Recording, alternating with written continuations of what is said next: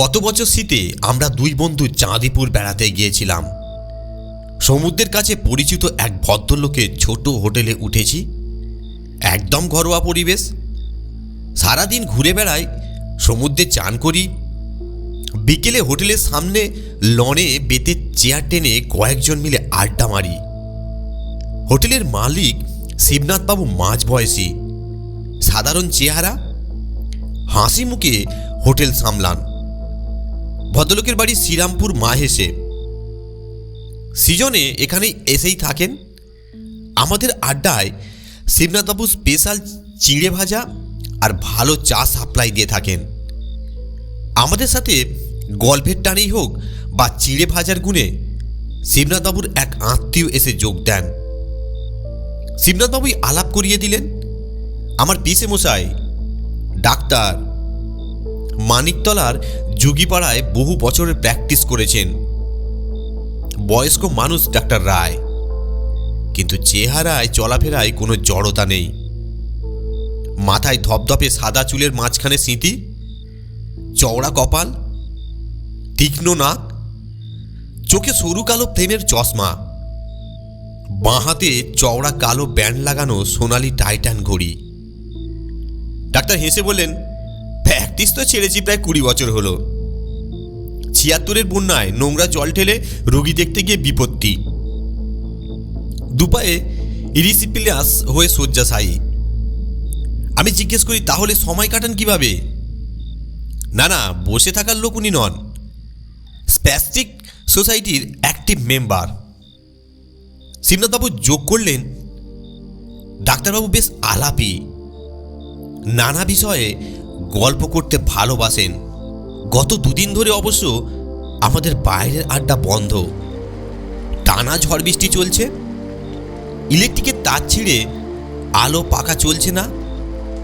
হোটেলের নিজস্ব জেনারেটর থেকে সামান্য আলো পাচ্ছিলাম। কেরোসিন তেলের অভাবে আজ থেকে জেনারেটরও অফ। বড় হল ঘরে একটা মোমবাতির আলোয় আমরা কয়েকজন বর্ডার গল্পগুজব করছি। শিবনাথবাবু জ্বালানির সন্ধানে বেরিয়েছেন। পশমের লাইলিং লাগানো চামড়ার টুপি, চামড়ার গ্লাভস পরে ডাক্তার রায় এলেন। একটু পরেই দমকা হাওয়ায় মোমবাতিও নিভে গেল। ডাক্তার রায় লাইটার জেলে মোমবাতি ধরাতে উঠলেন। আমি বললাম, থাক না, বেশ লাগছে। তাছাড়া এই ঝোড়ো হাওয়ায় আলো থাকবে না। বন্ধ ঘরে কতকগুলো জোনাকি উড়ে বেড়াচ্ছিল। আমার বন্ধু দেবু বলল, শুনেছি বাবুই পাখির বাসার মধ্যে জোনাকি ধরে রাখে আলোর জন্য। আমরা এমন একটা ব্যবস্থা করতে পারি না? আমি হেসে বললাম, আইডিয়াটা মন্দ নয়, তবে লাখ লাখ জোনাকি রাখতে গেলে ঘর ছেড়ে আমাদের বাইরে থাকতে হবে। ডাক্তার রায় একটা সিগারেট ধরিয়েছেন। সিগারেটের মুখে লাল আলো কমছে বাড়ছে। গম্ভীর গলায় ডাক্তার রায় বললেন, আলো নিয়ে এরকম একটা অদ্ভুত ঘটনা আমার জানা আছে। আপনাদের আগ্রহ থাকলে শোনাতে পারি। আমরা প্রায় একসঙ্গে বলে উঠলাম, সে কি, এমন দিনে গল্প শোনার জন্যই তো বসে রয়েছি মশাই। ঘটনার অভিজ্ঞতা আমার নিজেরই, তবে বিশ্বাস না করার স্বাধীনতা রয়েছে আপনাদের। আমি বললাম, বিশ্বাস অবিশ্বাস পরে, আপনি বলুন তো আগে। ভারী ভরাট গলায় ডাক্তার রায় বলা শুরু করলেন, আমার প্র্যাকটিসের শেষের দিকের ঘটনা, প্রায় বছর 25 আগে। আপনারা বোধহয় জানেন 70-71 সালে কলকাতায় কেমন গন্ডগোল। ডাক্তাররাও বেরোতে পারত না। চেম্বারে বসে থাকি, রুগী অল্প অল্প। একদিন সকালে ফাঁকা চেম্বারে বসে আইএমের জার্নাল পড়ছিলাম। এক ভদ্রলোক এসে দাঁড়ালেন। নমস্কার ডাক্তার রায়। তাকিয়ে দেখি লম্বা একহারা চেহারা সৌম্যদর্শন এক ভদ্রলোক দাঁড়িয়ে রয়েছেন। নমস্কার, বসুন। চেয়ারে বসতে বসতে ভদ্রলোক বললেন, আমার নাম অনিমেষ ঘোষাল, রাজা দীনেন্দ্র স্ট্রিটে থাকি। আপনার অসুবিধে কি? খেয়াল করলাম এই গরমেও ভদ্রলোক সাদা সুতির ফুল হাতা জামা পরে রয়েছেন। এমনকি জামার গলার বোতামও পর্যন্ত আঁটা। জ্বর হয়েছে নাকি ভদ্রলোকের। ভদ্রলোক কিন্তু সে কথা বললেন না। আমার হার্টের প্রবলেম রয়েছে অনেক দিন ধরে, চেক আপ করাতে এসেছি। ব্লাড প্রেশার দেখব বলে ভদ্রলোকের জামার হাতা খুলতে বললাম। মিস্টার ঘোষাল একটু ইতস্তত করে বললেন, আমার হাতা না খুললে কি একেবারেই চলবে না? আমি ভদ্রলোকের মুখের দিকে তাকালাম। নানা খেয়ালের মানুষ আসে আমাদের কাছে। আমি বললাম, ঠিক আছে, জামার হাতা খুলতে হবে না আপনাকে। ধন্যবাদ ডাক্তারবাবু। ভদ্রলোক নিশ্চিন্ত হলেন যেন। পরীক্ষা করে দেখলাম অনিমেষবাবু হাই ব্লাড প্রেসারের রোগী, হার্টও দুর্বল। সেই মতো প্রেসক্রিপশন করলাম। ভদ্রলোক চলে গেলেন। কিছুদিনের মধ্যে অনিমেষবাবুর সাথে মোটামুটি আলাপ হয়ে গেল। মিশুকে বলবো না, তবে নানা বিষয়ে খোঁজ খবর রাখেন। ভদ্রলোক রিটায়ার্ড সায়েন্টিস্ট। ট্রম্বের ভাবা অ্যাটমিক্স রিসার্চ সেন্টারে টানা 25 বছর চাকরি করেছেন।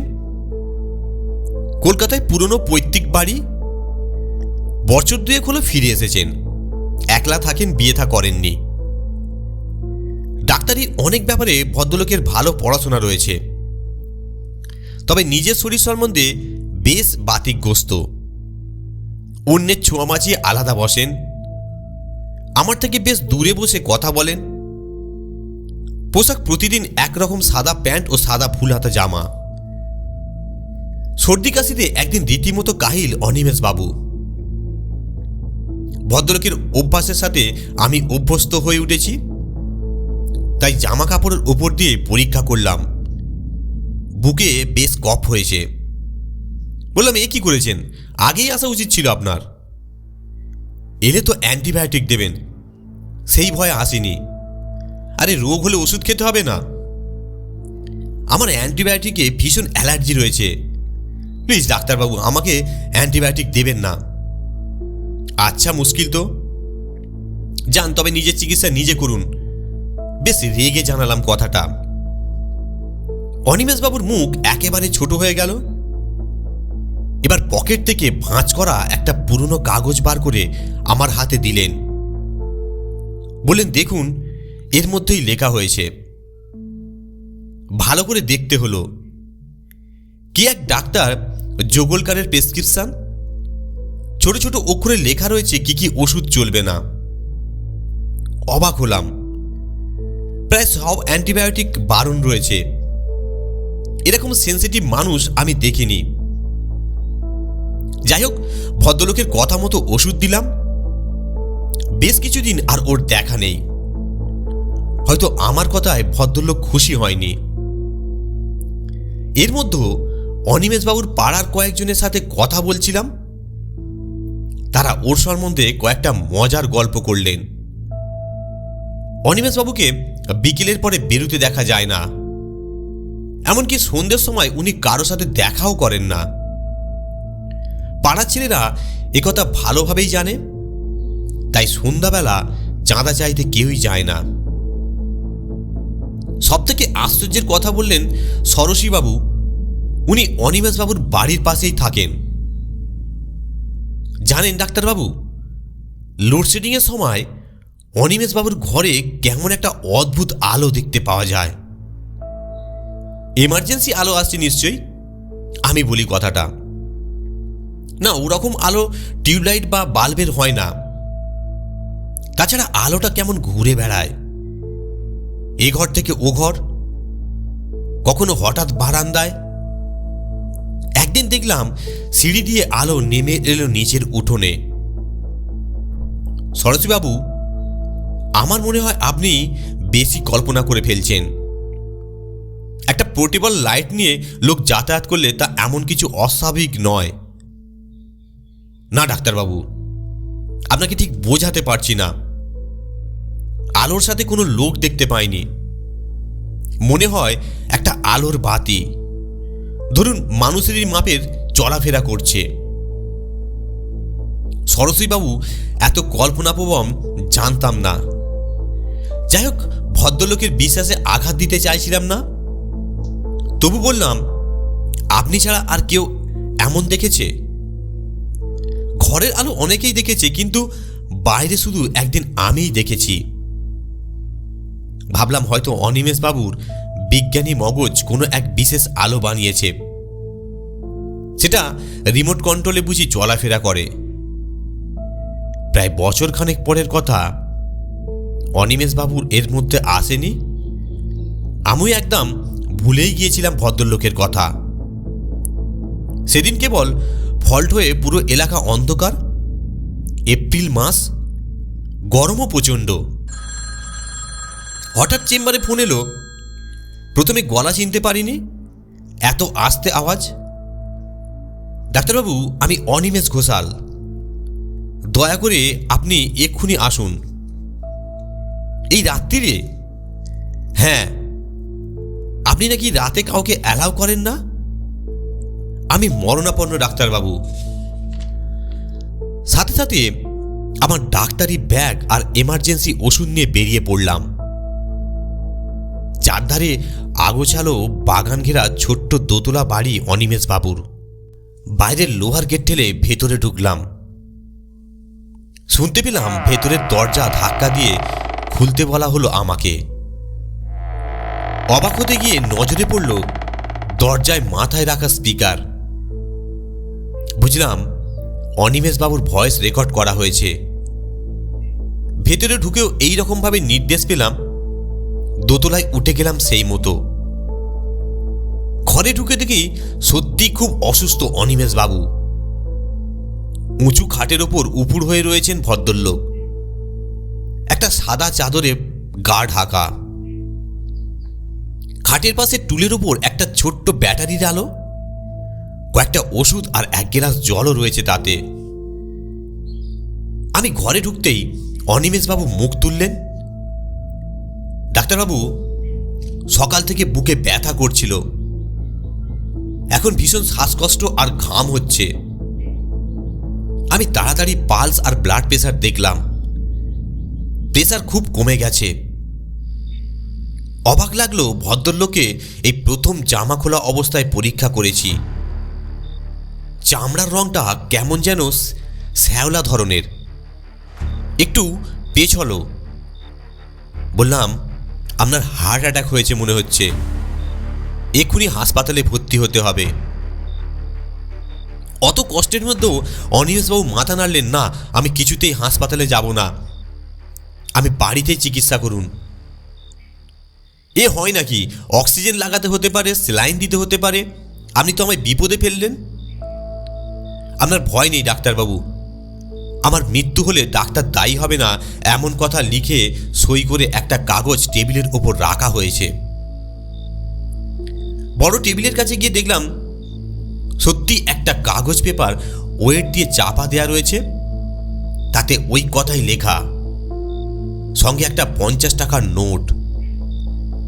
ভদ্রলোক বললেন, ওটা আপনার ফি। এরকম পরিস্থিতিতে কখনো পড়িনি। বাধ্য হয়ে ভদ্রলোককে দুটো ইঞ্জেকশন দিয়ে নিজের ব্যাগ গোছাতে লাগলাম। হঠাৎ অনিমেষবাবু বললেন, আজ আপনি একটা জিনিস দেখে যান, পৃথিবীতে আর কোনো মানুষ কোনো দিন দেখতে পাবে না। বুঝলাম ভদ্রলোক ডিলিরিয়ামে আক্রান্ত হয়েছেন।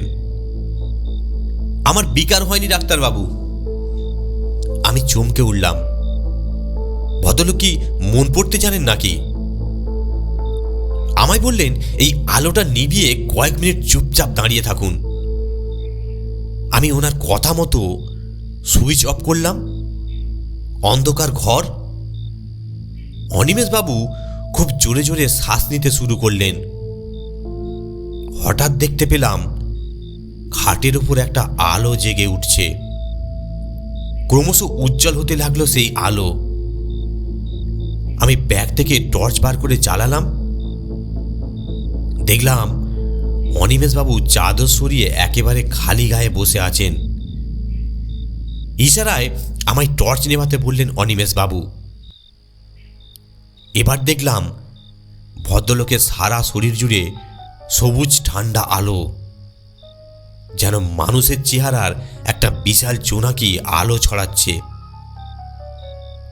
এই আলো কিন্তু জ্বলছে নিভছে না, একেবারে স্থির আলো, সারা ঘর জোড়ালো আলোয় ভরে উঠছে। অনিমেষবাবুর দিকে তাকিয়ে থাকা যাচ্ছে না, এমন তীব্র হয়ে এলো সেই আলো। আমি বোধহয় খানিকটা ভয় পেয়েছিলাম। ঘরের আলোটা জ্বালিয়ে দিলাম। ততক্ষণে অনিমেষবাবুর আলো কমে আসছিল। অনিমেষবাবু এক চিলতে হাসি ছুড়ে দিয়ে বললেন, ডাক্তার, ঘাবড়ে গেলেন তো? কারণটা বুঝতে পারেন? আমি মাথা নাড়লাম। অসুস্থ শরীরেও ভদ্রলোকের ঘটনা জানালেন। হয়তো ইঞ্জেকশন একটু কাজ করছিল। বললেন, রিসার্চ করতে গিয়ে আমার খুব বড় অ্যাক্সিডেন্ট হয়েছিল। হোল বডি রেডিয়েশন হয়েছিল। অনেকদিন হাসপাতালে শয্যাশায়ী ছিলাম।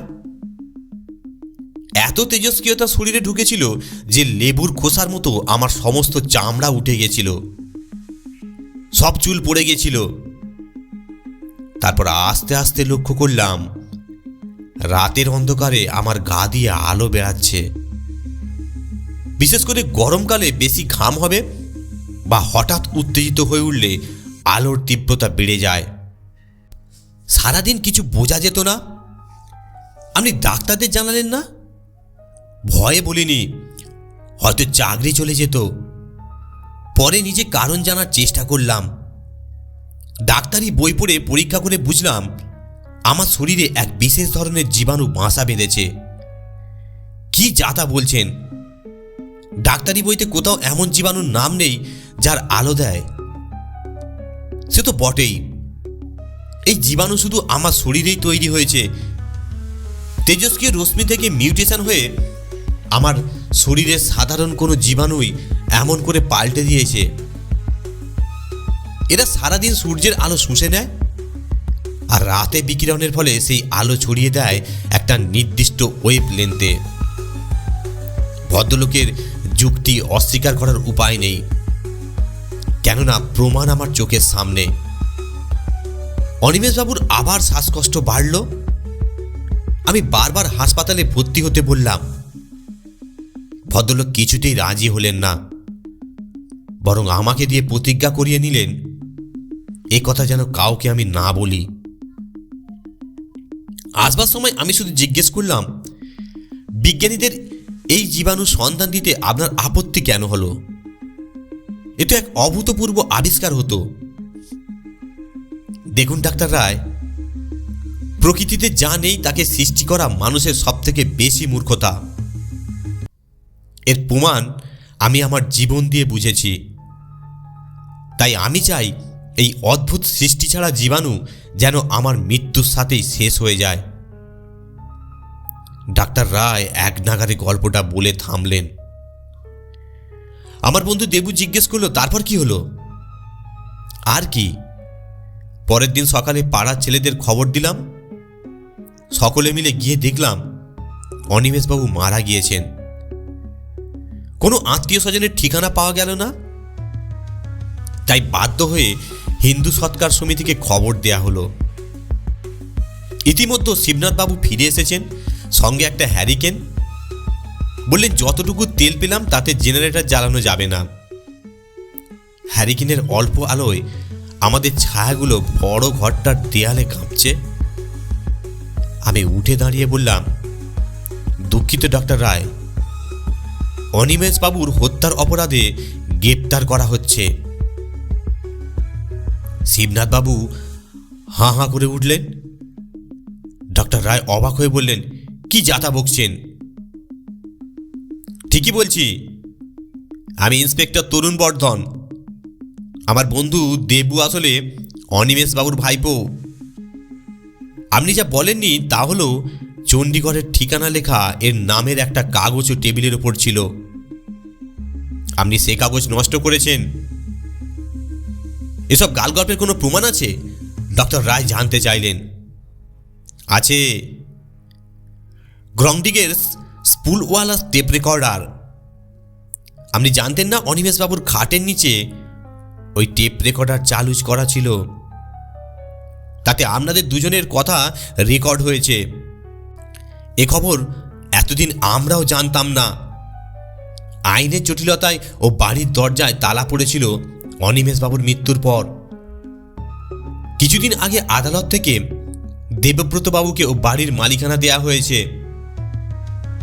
তারপরই আমরা বুঝতে পারি অনিমেষবাবুকে চিকিৎসা না করে ধীরে ধীরে মারা হয়েছে। এতদিন পরে টেপের কথা উদ্ধার করা গেলেও গলার স্বর বিকৃত হয়ে গিয়েছে, তাই আমরা বুঝতে পারছিলাম না ডাক্তারবাবুটি কে। যদিও সাক্ষ্য প্রমাণ থেকে আপনাকে সন্দেহ করা হয়েছিল, আজ আপনার স্বীকারোক্তি পেলাম আমরা। ডাক্তার রায় তখন স্বীকার করলেন না, বরং বললেন অনিমেষবাবুকে মারায় আমার কি লাভ হয়েছে? কোনো কারণ ছাড়া আমি এ কাজ করব। আপনি ওই জীবাণু সংগ্রহ করেছেন অনিমেষবাবুর শরীর থেকে। মরণাপন্ন মানুষের শেষ ইচ্ছেরও আপনি কোনো দাম দেননি। তাহলে সে জীবাণু গেল কোথায়? আপনার শরীরে রয়েছে, আমার গায়ে? আহ আহ ইন্সপেক্টর, এটা আপনি প্রমাণ করতে পারবেন না। ভদ্রলোক জামা খুলে খালি গায়ে দাঁড়িয়ে পড়লেন। ডাক্তার রায়ের শরীরে কোথাও কোনো অস্বাভাবিকতা নেই। হঠাৎ আমার নজরে পড়ল ভদ্রলোকের বাঁ হাতের কবজির দিকে। ঘড়িটা খুলে ফেলুন ডাক্তার রায়। ডাক্তার রায় চুপচাপ দাঁড়িয়ে রইলেন। কি হলো? আপনি নিজেই কাজটা করতে চাইছেন না? আমি এগিয়ে এসে চামড়ার ব্যান্ড শুদ্ধ ঘড়িটা সাবধানে খুলে ফেললাম। দেখা গেল ঘড়ির ব্যান্ডের মাপে বাঁ হাতের কবজি থেকে উজ্জ্বল সবুজ আলো ছড়াচ্ছে। এবার আপনি অপরাধ স্বীকার করছেন তো? ভদ্রলোক মাথা নিচু করে দাঁড়িয়ে রইলেন। আমি বললাম, সুস্থ শরীরে এই জীবাণু যে বাঁচতে পারে না সে কথা আপনি অনিমেষবাবুর অভিজ্ঞতা থেকে বুঝেছিলেন। কালচার করেও এই জীবাণু আপনি রাখতে পারেননি, কেননা ভীষণ সেন্সিটিভ এই জীবাণুরা। তাই ঘড়ির ব্যান্ডে রেডিও অ্যাক্টিভ বা তেজস্ক্রিয় কেমিক্যালে লাগিয়ে চামড়ার ওই জায়গায় আপনি জীবাণু পুষেছেন। আমাদের কাছে খবর আছে মোটা টাকায় এই জীবাণু বিদেশে বিক্রি করার জন্য আপনি এখানে এসেছেন দালাল ধরতে। এরপর আর ডাক্তার রায়ের হাতে হাত কড়া পড়াতে অসুবিধা হয়নি। ধন্যবাদ। গল্পটি শোনার জন্য আপনাদেরকে অসংখ্য ধন্যবাদ।